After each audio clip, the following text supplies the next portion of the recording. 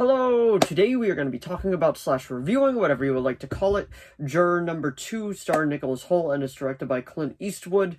I will be getting into spoilers in this review, but I won't get into them right away. I'll definitely give you a forewarning when I get into them, but there's certain parts of this movie that I definitely want to talk about that's probably going to go into the spoiler territory. But anyway, without further ado, shall we begin?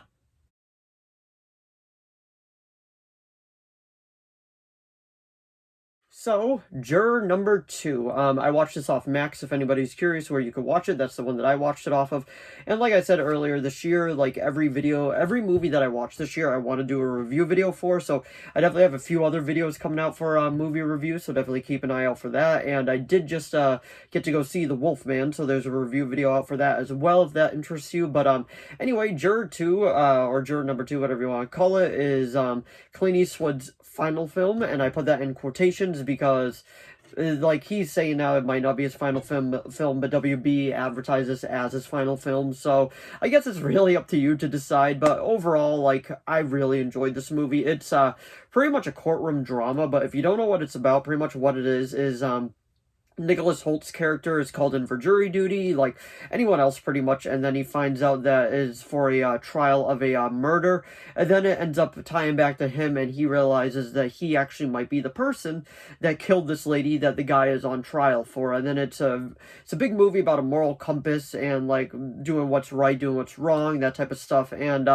Nicholas Hoult gives such a good performance here, and the DA and everyone in this movie is absolutely great too. J.K. Simmons is also in it, and the movie is stacked with a lot of good actors. And this is one of those few movies where, like, with like Clint Eastwood, you got that classic feel of Hollywood, like the classic old filmmaking. I definitely got that vibe while watching this. And like, it's not an action movie, it's not like an adventure movie, it's a very straightforward courtroom drama, and sometimes those are a lot of fun to watch. And honestly, this movie definitely delivered, because like I was saying, like, it's a huge moral dilemma, and you don't know like which way like you want to go. Like, what would you do in that like if you were in that predicament? And I love that idea. Like, what would you do in that type of issue if you were stuck in that?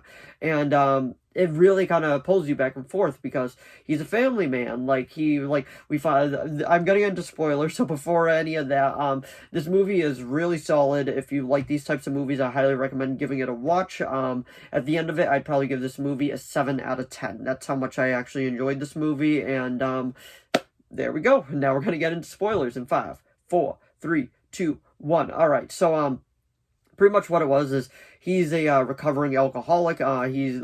He's staying sober, but he was still at the bar because him and his wife, I believe they had a miscarriage. It wasn't super clear, but I believe that's what it was. And he was at the bar, but he decided not to drink, and it was a super rainy night. This guy was having an argument with his girlfriend, and he thought he hit a deer, but then he finds out that it was actually the girl that he hit. And then, like I was saying, it becomes a huge moral dilemma. And then after the guy's sentence and all that, they find him guilty.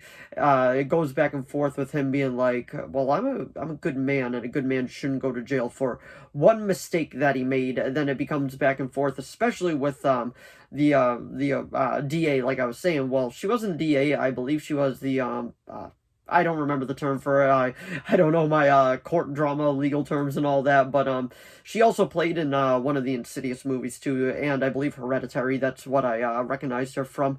But she puts it together after the guy is sentenced, and then she ends up going to his house, and then they kind of just have a stare down, and we don't know what happened. Like, the Clint Eastwood definitely kept this movie open to interpretation, and I guess that's either going to be really good or really bad, depending on how you feel about it.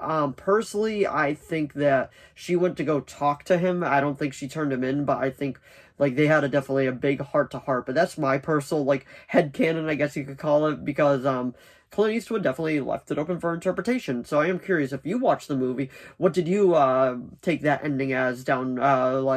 What did you take that ending? Let me know down in the comments below, because I am kind of curious what other people like made of that ending, because it's kind of like, it's divisive, and it's kind of pulling people in both directions. But anyway, that was my review for Juror number 2. If you did enjoy this video, please give it a like and a subscribe so I know to keep making more of these. If you have any video requests, please leave them down in the comments below. I'll do my best to reply. As of now, I only have one video request, and that is going to be made. I do have a few other videos that are going to come out as well, but that video will definitely be up. But anyway, thanks for watching as always, and I'll see all of you in the next video. Bye!